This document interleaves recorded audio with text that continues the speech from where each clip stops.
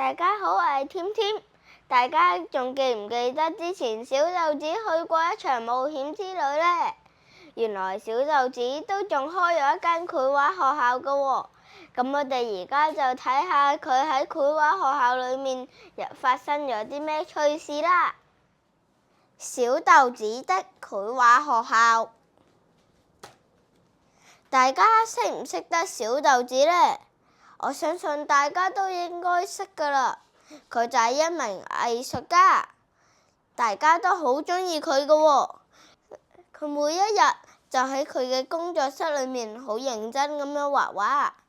你睇下佢工作室裏面有幾多畫？其實佢亦都係一個郵票畫家嚟嘅。喺小豆子嘅工作生涯裏面，佢畫過好多嘢嘅，花嘅系列、昆蟲嘅系列、山丘嘅系列，連樹木系列都有㗎。而佢全部嘅畫都係郵票嚟㗎喎。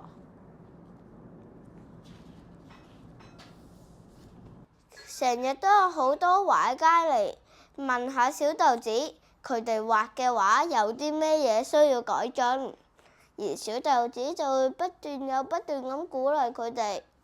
某一日，有一位朋友建議小豆子應該要開一間繪畫學校，而小豆子都覺得呢個點子真係幾好喎。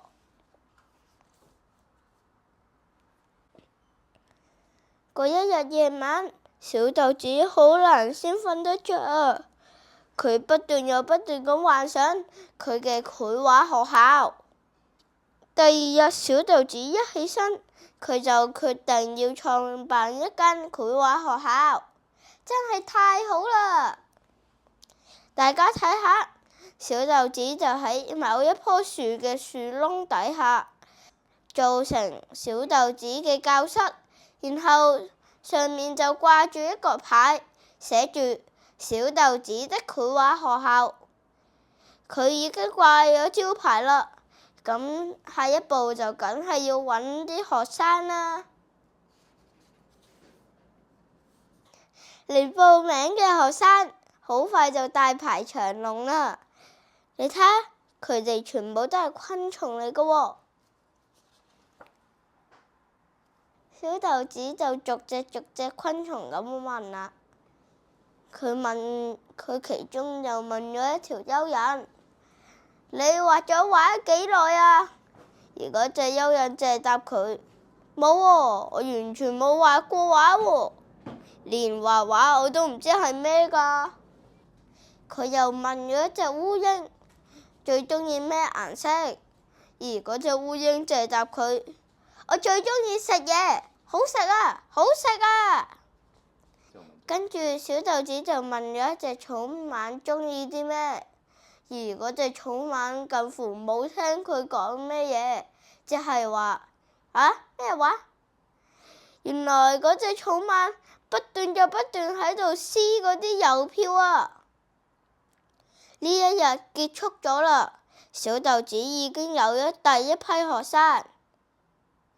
你哋睇下，佢有幾多學生？隔日朝早，佢哋第一堂嘅繪畫課就開始啦。呢個就係佢哋嘅時間表。哇！原來佢哋都有好多嘢學㗎喎。學生就開始好努力咁樣畫畫，有啲就畫得好好，就好似草蜢咁；有啲就唔係太有天分啦，就好似蜘蛛啊。雖然蜘蛛非常自律，佢每一日都係準時喺學校出現，個性亦都好好。不過其他方面呢，就係一場災難啊！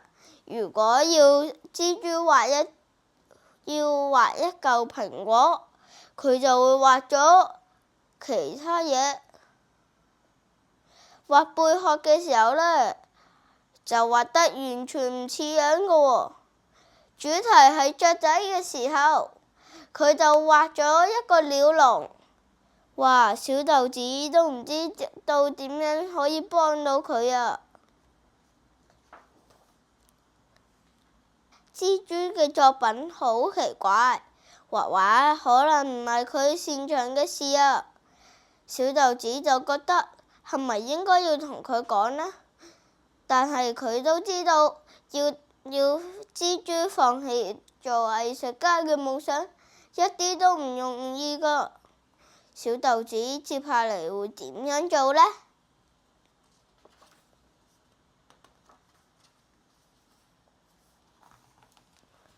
小豆子就決定安排一場美術館之旅。佢租咗一架車去嗰間美術館，嗰度有好多對佢嚟講好大嘅人啊！裏面嘅畫都有好多幅，可以俾佢哋慢慢參觀嘅。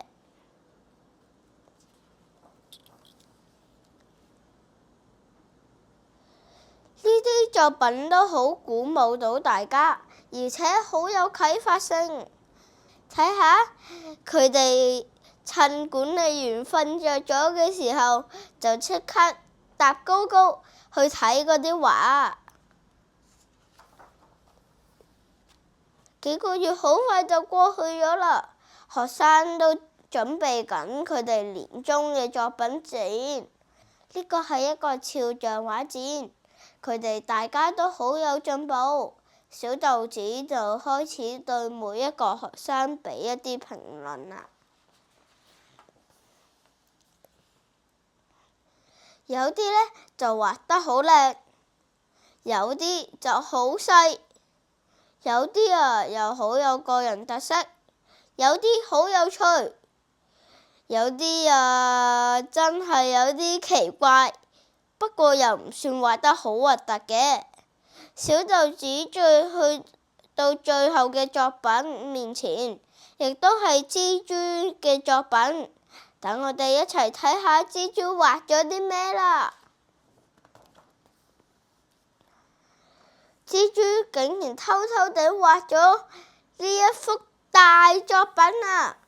上面有全部學生同埋小豆子嘅樣，實在太不可思議啦！蜘蛛嘅朋友同小豆子都好驚訝，同埋好開心。繪畫學校嘅第一年課程終於結束咗啦！小豆子每一個學生都好成功，真係太好啦！你哋覺得邊一個學生係最出色呢？我就覺得係蜘蛛，我諗你哋應該都係覺得係蜘蛛㗎啦。呢一年學生學咗好多繪畫嘅技術，但係佢哋嘅老師小豆子都學咗一件好重要嘅事情喎，就係你好難一眼就可以睇到邊一個係一個偉大嘅畫家㗎。